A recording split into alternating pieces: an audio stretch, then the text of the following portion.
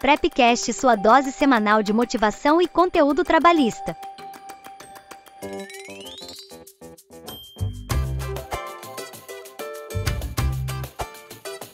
Olá pessoal, bom dia, boa tarde, boa noite, sejam bem-vindos a mais um episódio do nosso Prepcast, o podcast do Preparatório Trabalhista. Meu nome é Flávia Menezes e estarei com vocês nesse episódio do número 17, tratando sobre as notícias do TST das últimas 2 semanas.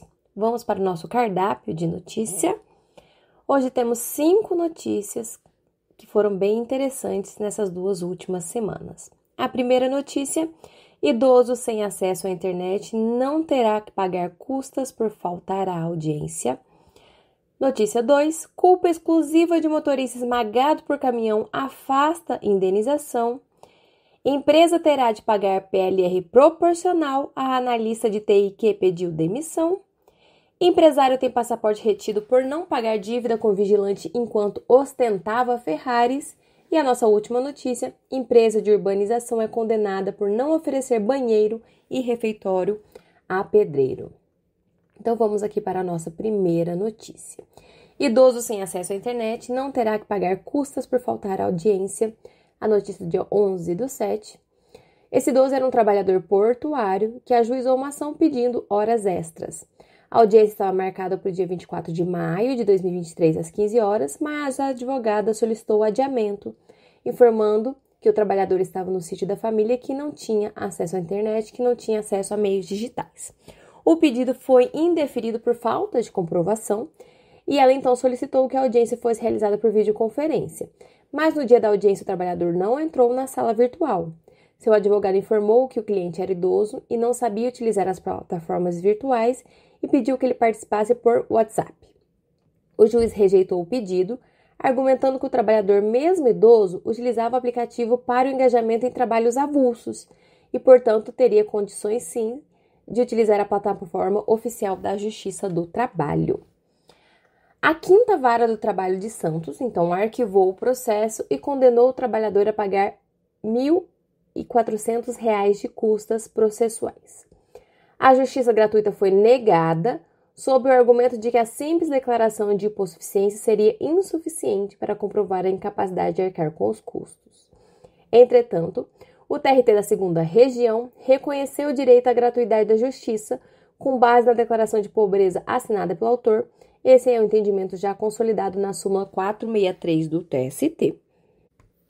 Lembrando que também temos a tema 21 de incidente de recursos de revista repetitivos, que no seu item 2 fala exatamente que o pedido de gratuidade da justiça, formulado por aquele que perceber salário superior a 40% do limite máximo dos benefícios do regime geral da Previdência Social, pode ser instruído por documento particular firmado pelo interessado e, independentemente do pedido da parte, o magistrado tem o poder e dever de conceder o benefício da justiça gratuita àqueles que perceberem salário igual ou inferior a 40% do limite máximo dos benefícios do regime geral de previdência social.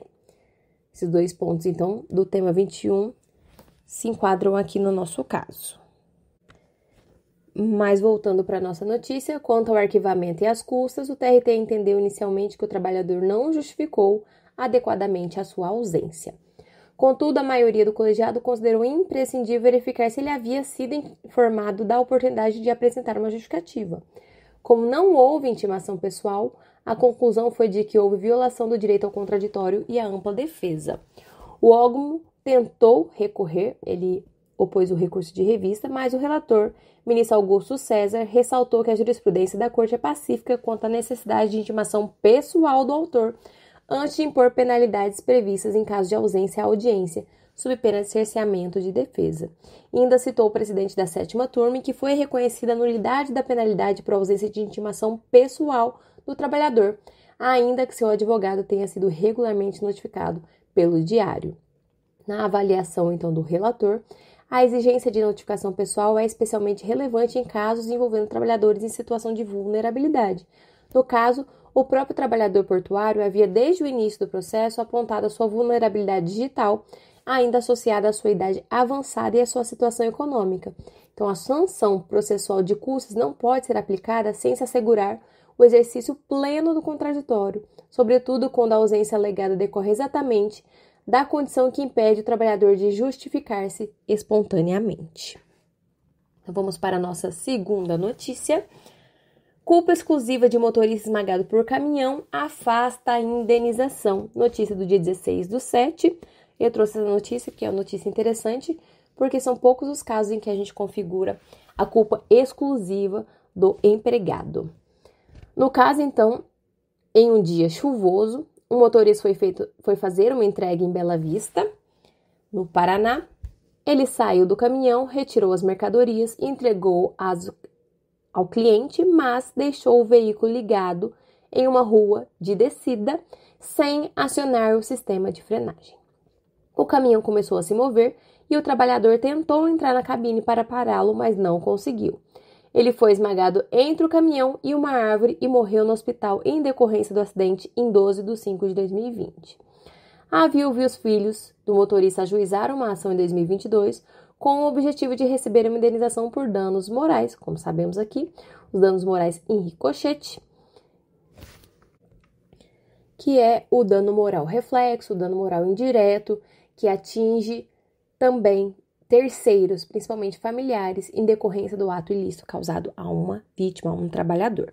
Mas, seguindo, na ação, a família alegou que a empresa foi omissa por não ter informado as precauções mínimas de segurança e ainda apontado que o veículo tinha problemas no sistema de freio. O juiz de primeiro grau julgou improcedente o pedido por entender a culpa exclusiva do trabalhador e a sentença foi mantida pelo TRT da 9ª Região. Segundo o TRT, o motorista não se acidentou na condução do veículo, mas em circunstâncias que indicam a falta de acionamento do freio estacionário. Além disso, a empresa comprovou com laudo de criminalística que o veículo estava em boas condições.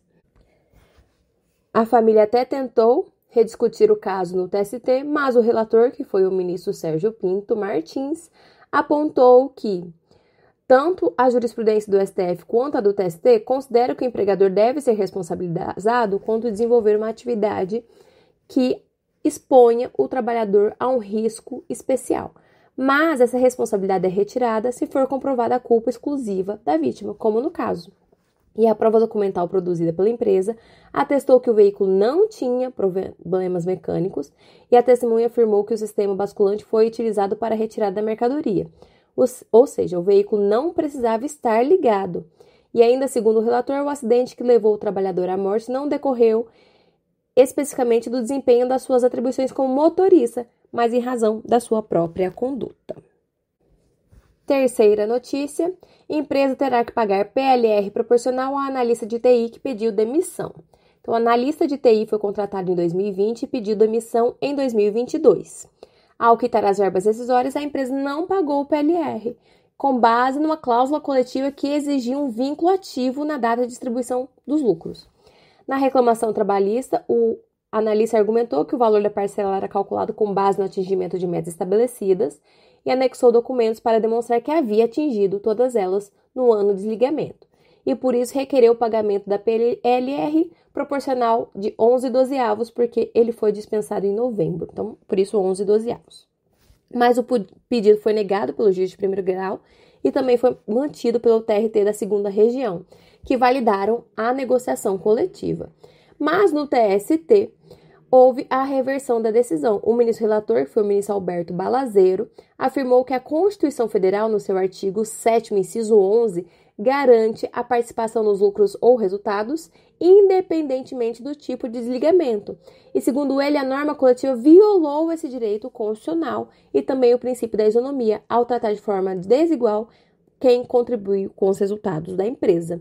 O relator também afastou o argumento baseado no tema 10.046 do STF, que admite a negociação coletiva de direitos desde que não se atinja um patamar civilizatório mínimo, porque, neste caso, entendeu-se que a PLR é um direito absolutamente indisponível e não pode ser suprimido por norma coletiva.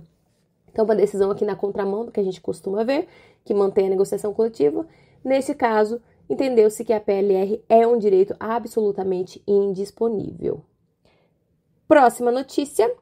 Empresário tem passaporte retido por não pagar dívida com vigilante enquanto ostentava Ferraris. Um vigilante ajuizou uma ação contra a Empresa Brasileira de Segurança e Vigilância, Embrase, e a Associação de Moradores da Rua Yucatán, em São Paulo. A empresa foi condenada a pagar as parcelas pedidas.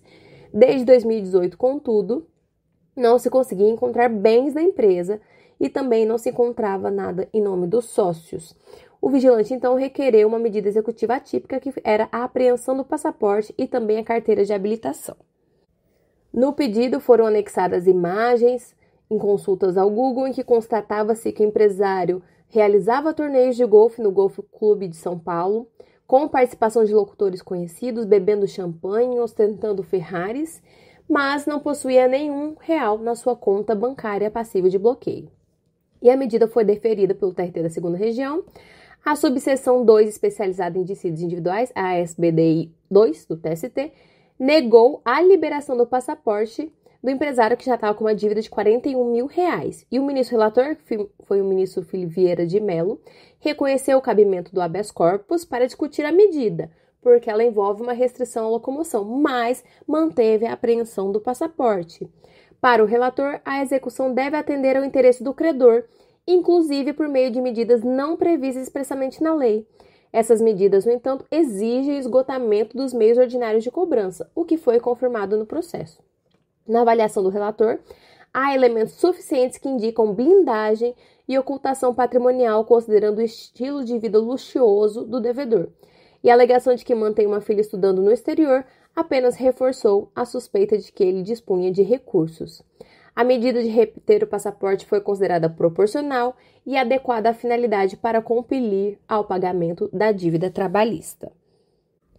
Ainda destacou o relator que não houve qualquer restrição arbitrária à liberdade de locomoção física do empresário, pois não houve nenhum pedido de prisão ou impedimento de trânsito interno. No caso, foi só o passaporte que foi apreendido. E vamos para a nossa última notícia dessa semana. Empresa de urbanização é condenada por não oferecer banheiro e refeitório a pedreiro. Contratado por concurso público, o pedreiro disse que trabalhava das 7 às 17 e nesse período era submetido a condições degradantes e humilhantes de trabalho. Segundo ele, a empresa não oferecia vestiário apropriado para a troca do uniforme, nem equipamentos de proteção individual e nem locais adequados para refeições e necessidades fisiológicas. Na defesa, a empresa alegou que não havia obrigação legal de fornecer refeitórios, nem banheiros externos e vestuários para os funcionários que atuavam em vias públicas.